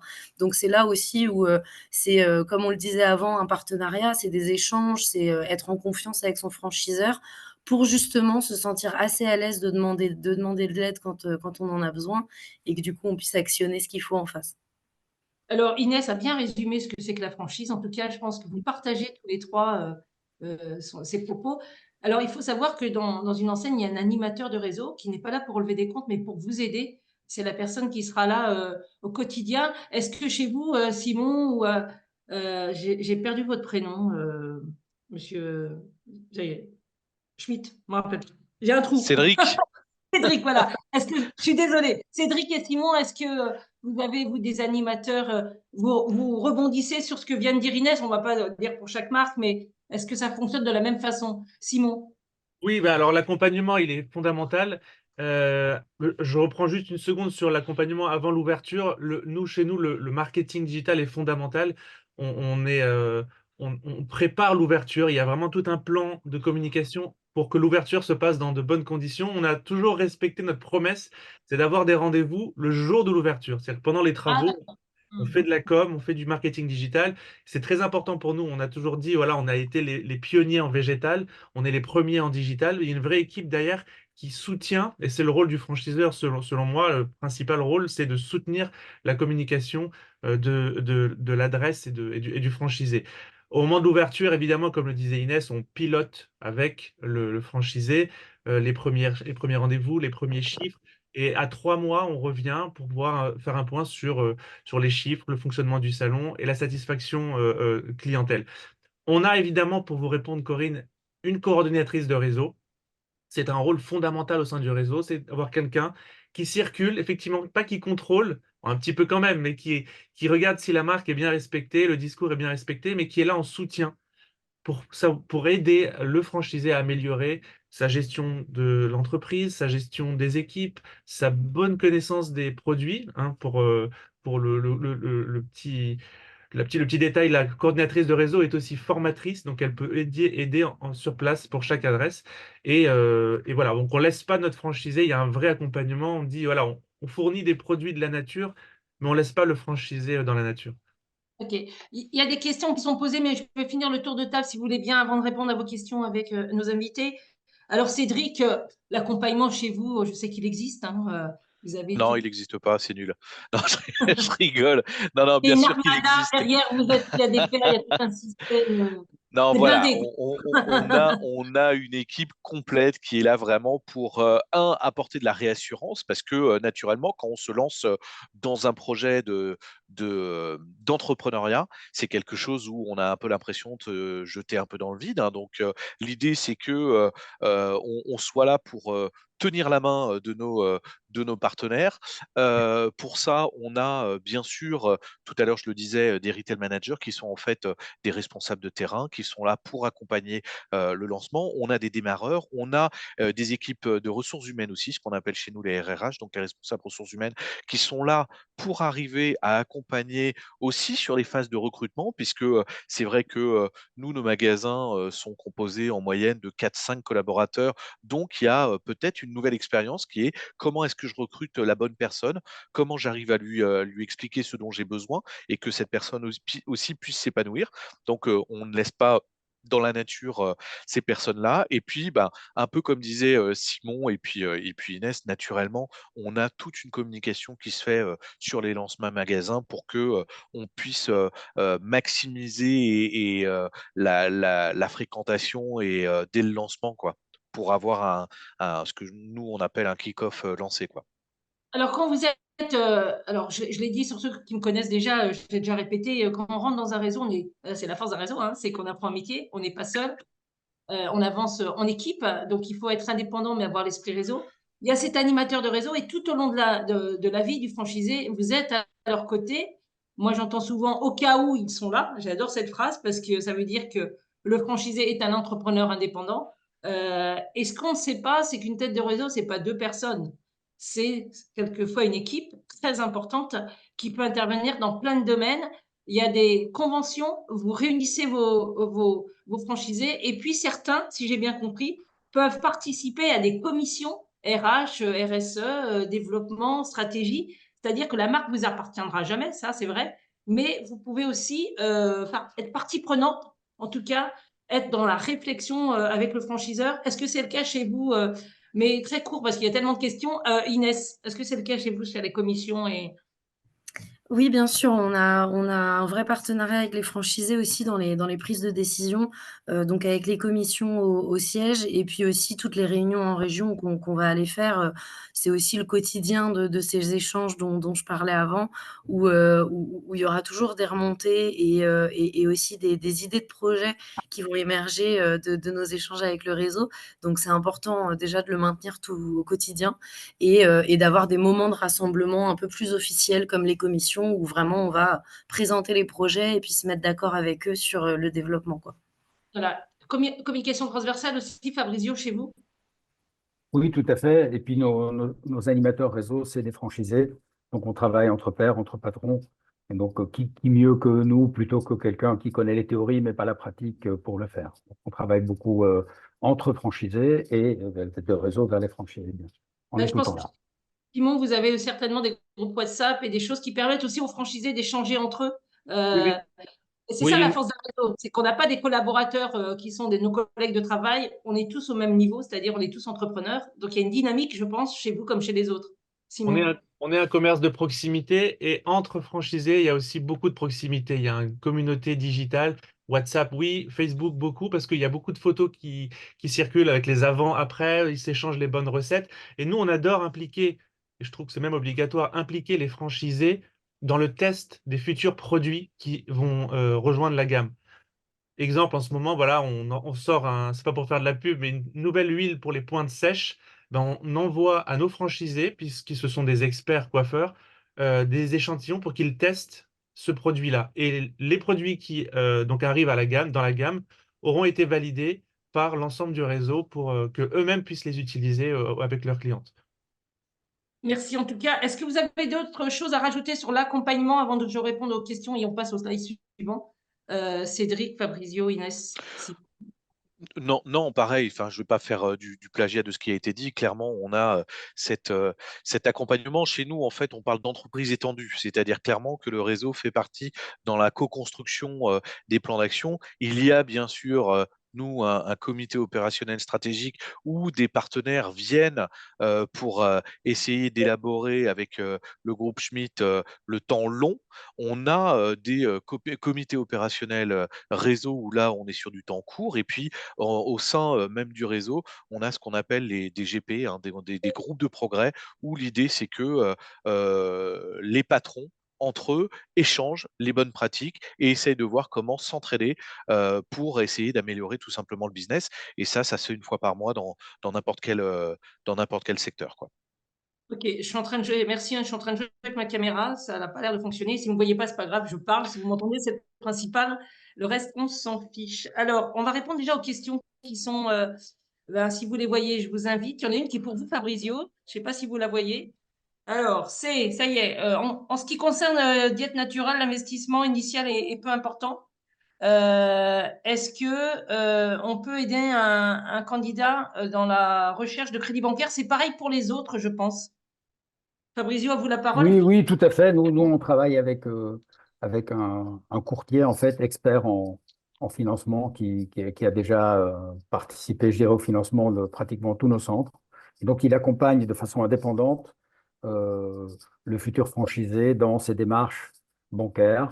Donc, il parlera de sa situation personnelle de façon tout à fait confidentielle et l'aidera à monter le dossier pour obtenir le crédit bancaire. Jusqu'à aujourd'hui, on a tous les franchisés qui ont voulu se lancer ont obtenu leur crédit. Donc, on travaille avec vraiment une expertise forte dans ce domaine. De nouveau, l'investissement, il est pas du tout important chez Diète Naturale. Avec 30 000 euros, on peut ouvrir un centre. Donc, si on a un apport personnel de 5-10 000 euros, ben, c'est rare que la banque dise non.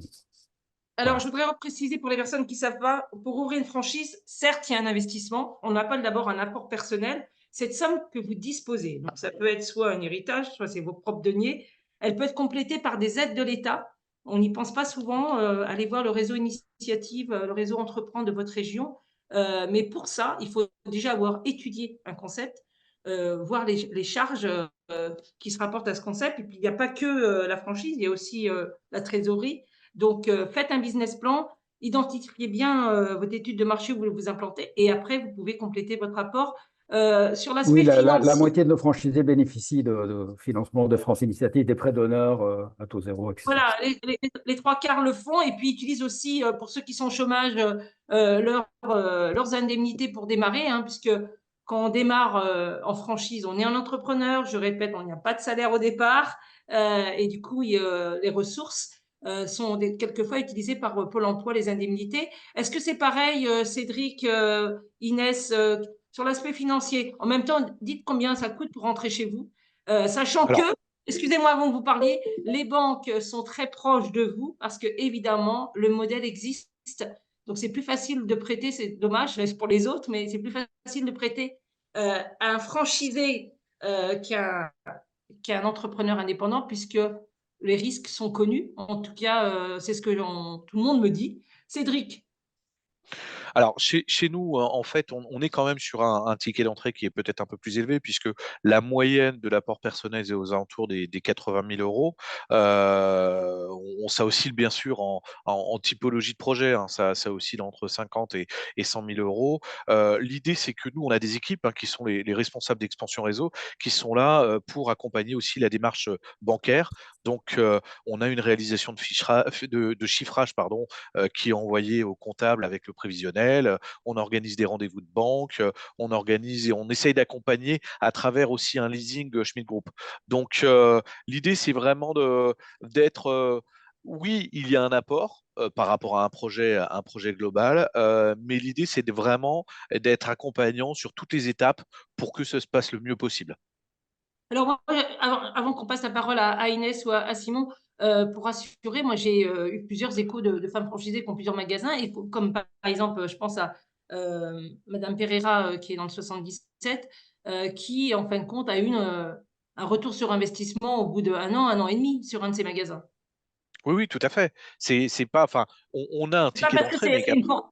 Voilà, voilà, il y a exactement. Non, non, non, non. C'est clairement quelque chose qui peut se faire. Après, c'est un investissement en temps, c'est un investissement en énergie aussi. Hein. Devenir franchisé ou concessionnaire, c'est juste voilà, une typologie de contrat. Mais en tout cas, c'est clairement c'est une tranche de vie qui se crée. Donc, il faut aussi qu'on en soit conscient là-dessus. C'est pas juste un emploi salarié avec des horaires de salarié, quoi. Voilà. Mais une grosse partie est empruntée par la banque, et Oui, oui, tout à fait. voilà, moi, je suis partenaire de la Banque Pop, qui est l'une des banques les plus principales, la plus ancienne sur la franchise. Sachez qu'il y a des pôles franchises au sein des banques, c'est-à-dire que les franchiseurs doivent être référencés. Et ce que me conseillait le banquier, c'est de définir une stratégie financière. Des fois, vous l'avez dit, c'est du leasing, ça peut être du prêt. Il faut jongler. C'est la stratégie. Inès et Simon. Oui, alors nous, l'apport personnel pour rentrer chez nous, c'est environ 30 000 euros. Ça dépend du local et si c'est un salon ou si c'est un local vide. Ensuite, effectivement, nous aussi, on a un partenaire bancaire très solide qui nous connaît très bien. Donc, effectivement, vous l'avez dit, il connaît nos chiffres. Donc, c'est rassurant pour lui lorsqu'il y a un nouveau candidat qui vient. Il sait que ça sera rentable, normalement, et il pourra l'accompagner. Et l'obtention à la fois du rendez-vous est plus rapide, l'obtention du prêt est plus rapide. Et puis, il y a un certain nombre de choses qui sont pré-négociées aussi avec des bons tarifs pour le franchisé à venir. Donc Voilà. ça, on accompagne aussi au rendez-vous parce qu'on connaît aussi les exigences de ce partenaire bancaire. Donc on coach un petit peu notre futur franchisé pour qu'il puisse avoir un bon pitch au moment du rendez-vous avec son banquier. Alors, juste avant que tu interviennes, Inès, ça c'est important. Certains franchiseurs n'accompagnent pas le franchisé, mais qu'importe. Ce qui compte pour le banquier, c'est que vous connaissez votre produit. C'est que vous avez fait l'étude de marché. Vous êtes en capacité de parler de votre projet. Parce que c'est parce que vous allez chez Midas qui va signer obligatoirement. Il faut quand même démontrer, et ça rassure aussi le franchiseur, que vous savez de quoi vous parlez. N'est-ce pas, Inès? Oui, c'est ça. Bah, que vous avez envie, vous avez le moteur de l'entrepreneuriat derrière, donc oui, ça aide aussi. Donc chez nous, pour un projet Midas, on est en moyenne entre 200 et 250 000 euros en termes d'investissement global. Et donc, si demain on a un invest global à 200 000 euros, la banque nous en demandera 60 000 d'apport. Donc au global, on est à peu près sur 60 000 euros, sachant qu'aujourd'hui, j'aurai les mêmes moyennes de prix et d'invest pour les reprises ou les créations, même si les reprises, bah, ça peut varier beaucoup plus avec les chiffres d'affaires qui sont réalisés. C'est là-dessus qu'on va se baser pour avoir un budget. Donc voilà, et puis bien sûr qu'on accompagne, hein. On est déjà référencé dans tous les pôles franchises des différentes banques donc qui sont spécialisées à ce type de dossier. Donc ça veut dire qu'ils savent comment on va valider un profil, comment on va valider un local avec du potentiel. Et puis, on a également des courtiers ou d'autres accompagnateurs qui peuvent vous aider dès les premières questions du projet, avant même de monter un dossier. On a déjà des questions sur l'invest, sur le financement, sur comment s'organiser, parce qu'on a des besoins personnels, on a déjà des besoins financiers. Donc, c'est important dès les premières questions de pouvoir être accompagné aussi par des experts. Très bien. Alors, si vous avez d'autres questions, j'espère qu'on a répondu sur l'aspect financier. Alors, pour choisir un réseau, moi, j'ai un principe, c'est d'être en phase avec votre métier. Avoir envie de faire de la diététique, avoir envie de faire du bien aux gens par rapport à leurs cheveux et aux soins du cheveu, avoir envie d'aimer, en tout cas, l'univers de l'intérieur ou les voitures. Est-ce que c'est quelque chose que vous partagez, c'est être en phase avec votre mode de management, voilà, votre culture, et quelles sont les questions que doivent poser des candidats à la franchise pour être sûr qu'ils ne se trompent pas d'enseigne? Alors, ma question, elle est large. Cédric? Oui, c'est une question qui est large, mais Là, je donne tout naturellement, d'un seul coup, là. Voilà.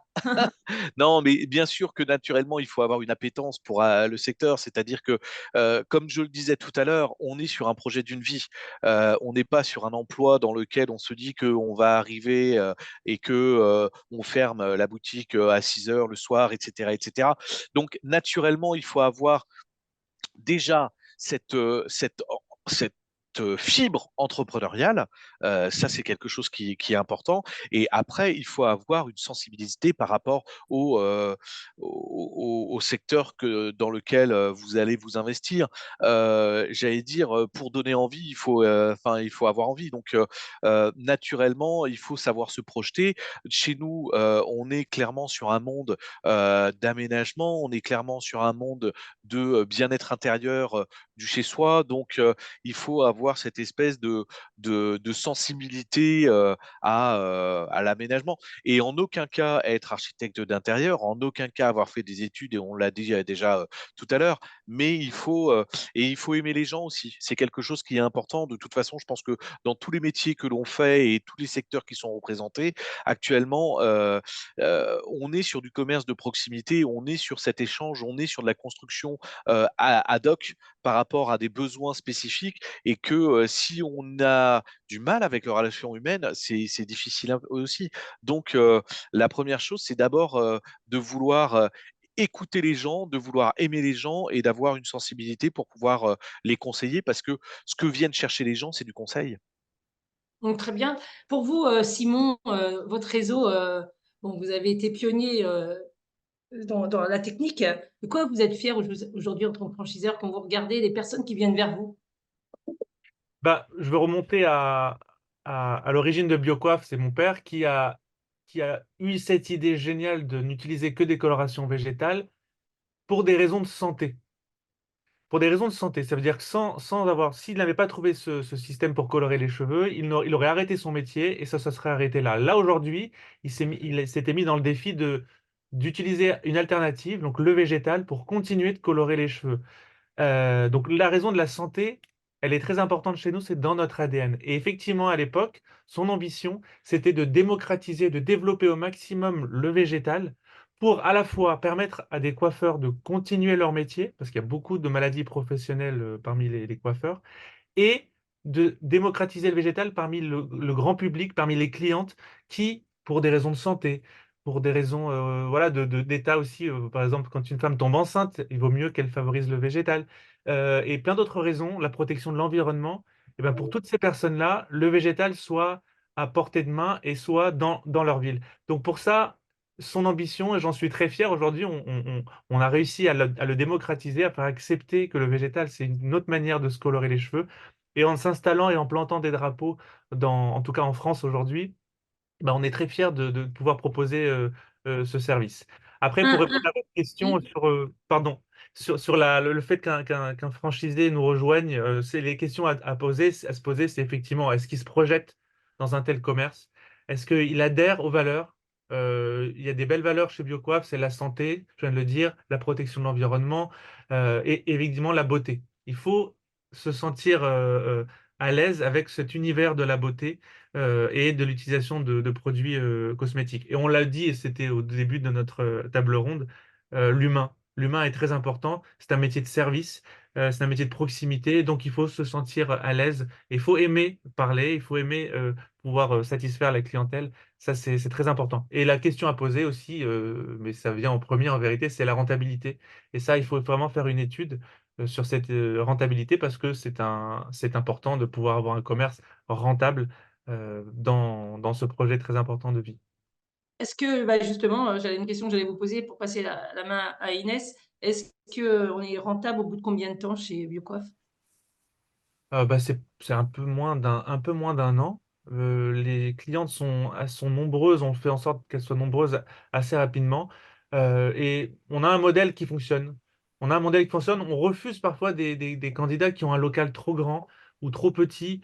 En fait, comme vous l'avez dit, on a 8 succursales à nous, donc on connaît le modèle qui marche et on sait ce qui marchera pas aussi. Donc quand on connaît pas, on refuse. On préfère faire et dupliquer le modèle qui fonctionne à Paris pour pouvoir dire oui, vous allez être rentable au bout de quelques mois. Et ça, on l'accompagne aussi avec C'est combien de salariés en plus du manager? Alors oui, justement, là aussi, c'est une très bonne question parce que on conseille au début de commencer à deux. Et au fur et à mesure des chiffres et du fait qu'on pilote avec le franchisé, normalement, au bout de 8 mois, il y a une nouvelle recrue qui peut être possible. Alors, on essaye d'être prudent dans le recrutement. C'est aussi un accompagnement qu'on fait avec nos franchisés. D'accord, merci. Inès, est-ce que là, dans ces points essentiels pour rejoindre un réseau, la période d'immersion, est-ce que c'est important avant d'y aller? Je sais qu'on reçoit un DIP. Donc, je rappelle, le DIP, c'est un document précontractuel qui est transmis au candidat à la franchise avant de rejoindre le réseau. Juste avant, hein, ça lui donnait un peu un état des lieux du réseau, la liste des franchiseux, ceux qui sont sortis, pourquoi ils sont sortis, un bilan, le cursus du franchiseur et cette période d'immersion, Inès. Oui. Donc oui, c'est justement pendant cette période que vous aurez le temps de parler à un franchisé, mais de parler aussi aux équipes, de voir aussi quel type de management est apprécié, comment on s'organise dans le centre entre l'accueil des clients et la réception des véhicules et puis ensuite la remise de l'intervention au global.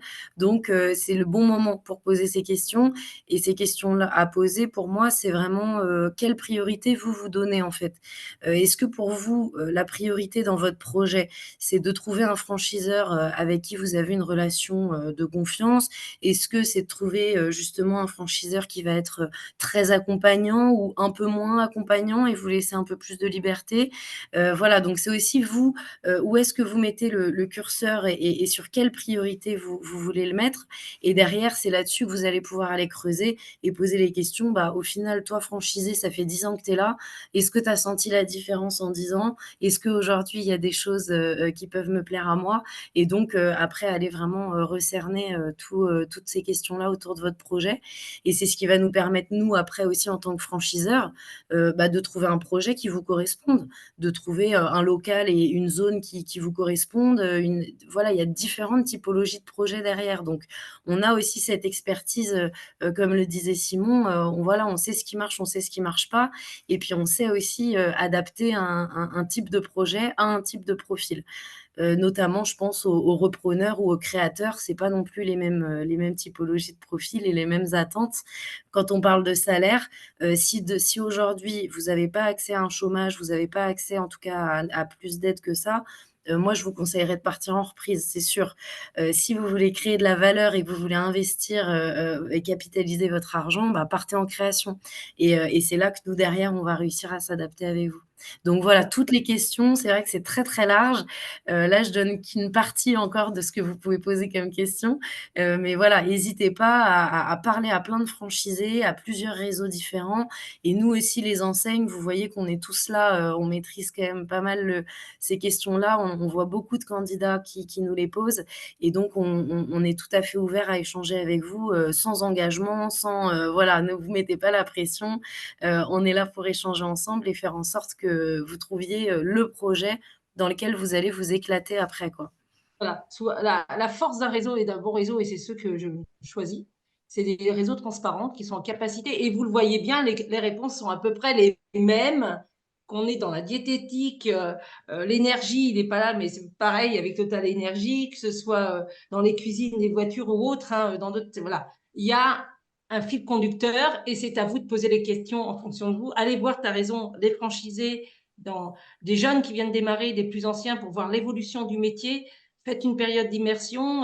Se renseigner, ça ne veut pas dire s'engager, mais en tout cas, c'est de l'aventure humaine, c'est de l'entrepreneuriat et on n'est pas en mode salarié. Donc, il faut vraiment que vous soyez imprégné parce que vous allez investir. Est-ce que, bon, vous êtes un jeune réseau en France, mais vous avez la maturité, Fabrizio, grâce à Bodhisano. Est-ce que vous partagez tout ce qu'on vient de dire? Est-ce que vous avez autre chose à rajouter?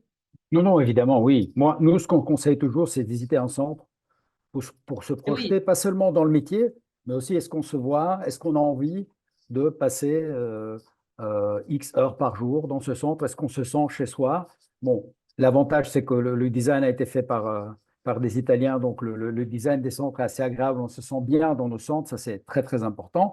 Mais avant tout, comprendre, une fois qu'on se projette, si on a envie de construire son avenir, être son propre patron, en écoutant et en aidant les personnes par rapport à un objectif personnel. Donc, on devient un acteur du tissu local, on devient quelqu'un.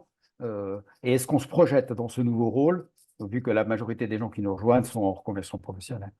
alors, on me pose une question, merci Fabrizio. Alors là, je vous laisse répondre, hein. Chacun d'entre vous, ou qui veut. Le montant des droits d'entrée, les royalties, le pourcentage qui se prend en marche sur le chiffre d'affaires. Allez, on fait un tour de table rapide.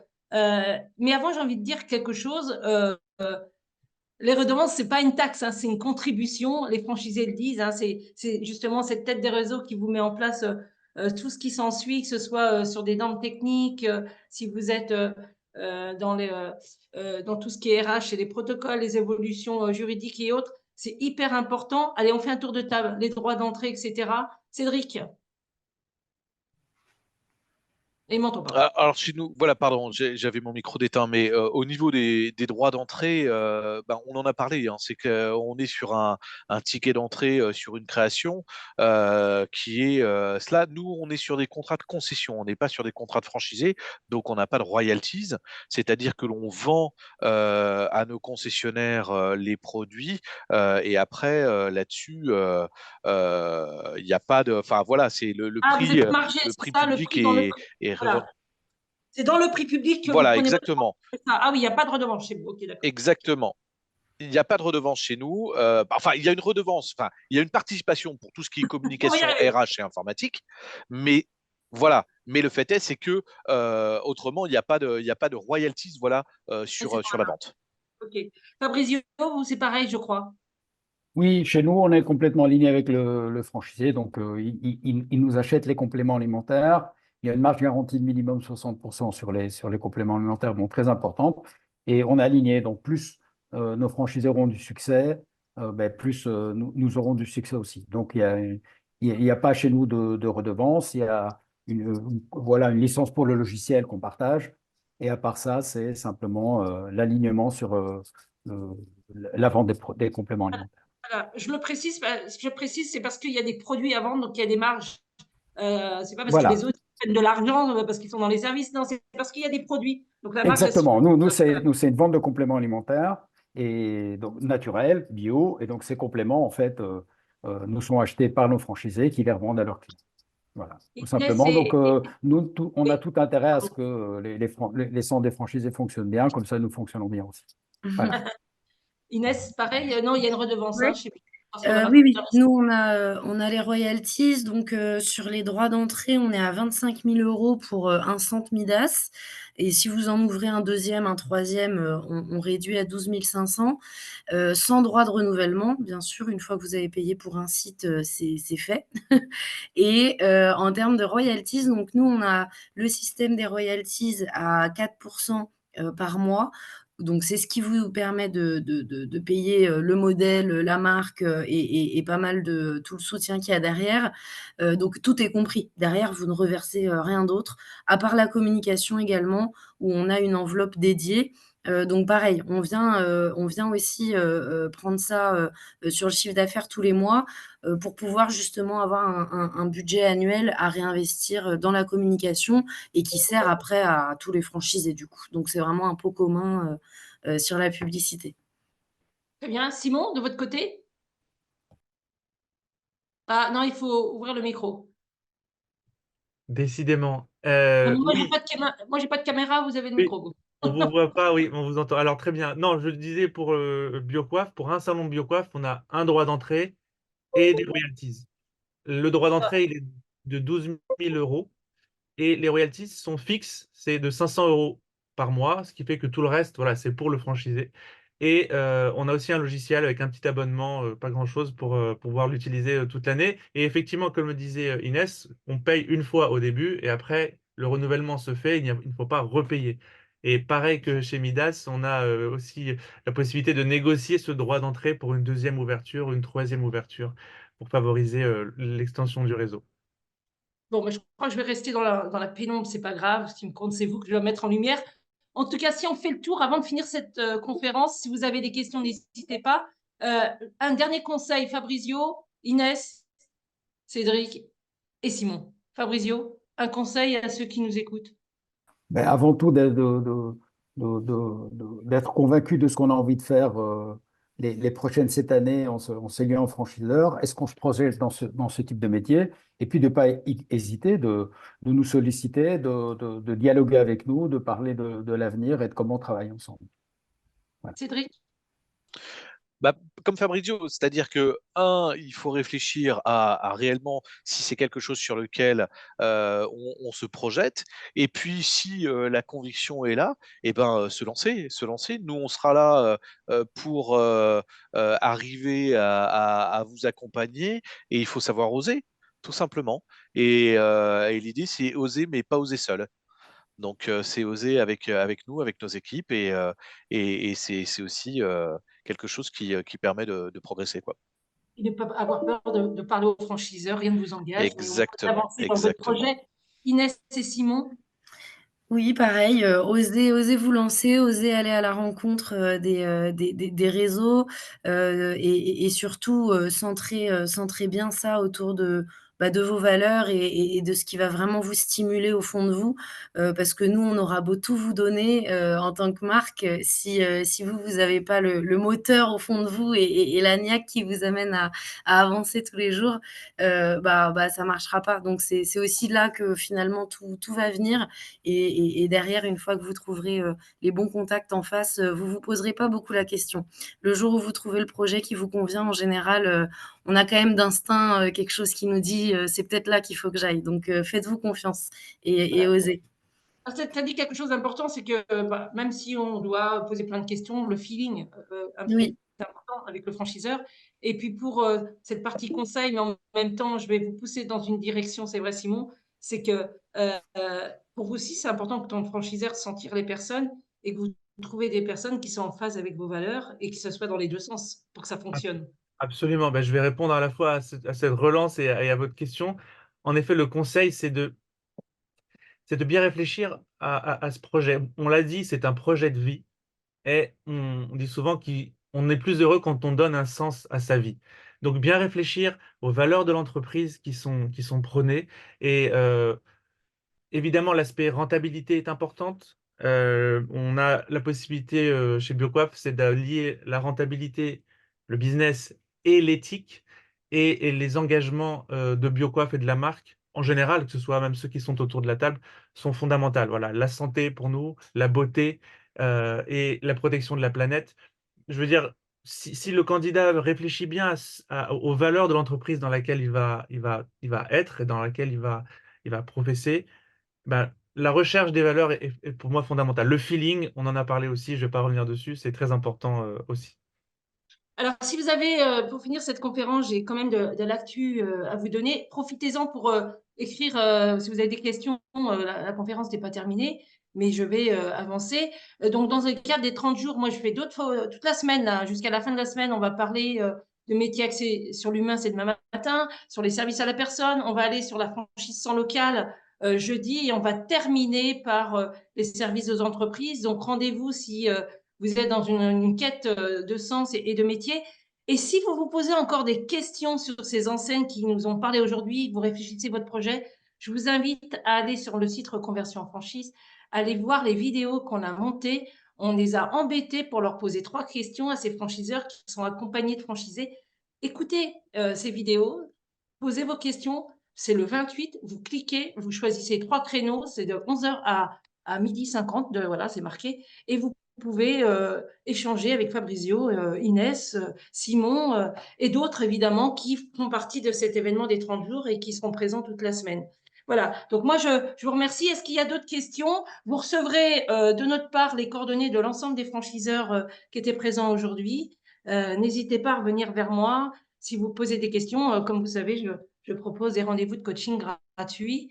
Voilà, ben, moi j'en ai fini, je suis pile poil dans les temps là, Ouais, parfait. je voulais, Corinne, si vous permettez, je me permets d'abord de vous féliciter pour ce... Yes, merci. Est-ce que vous m'entendez?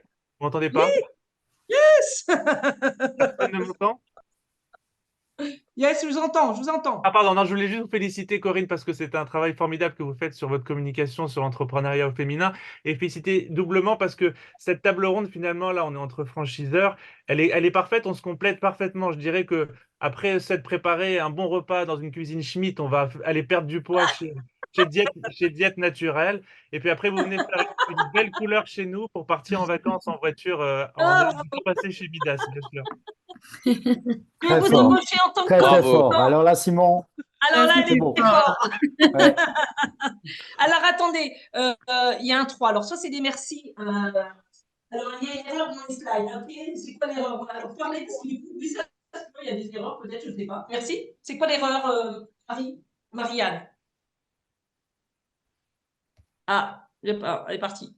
Je n'entends pas. Bon, on regardera. Si vous pouvez me répondre, ce serait intéressant pour pas. Voilà. En tout cas, on va transmettre les slides. Merci d'être là. Merci pour vous 5. Merci pour vous 4, puisque il n'est pas là. Est-ce qu'il y a d'autres? Il y a une bulle. Est-ce qu'elle m'a répondu? Non, il n'y a pas de réponse. En tout cas, merci. Belle journée à vous tous. Peut-être certains à demain. Et voilà. Merci à Voilà. tous. À bientôt tout le Merci, monde. Grace. Au revoir. Au revoir.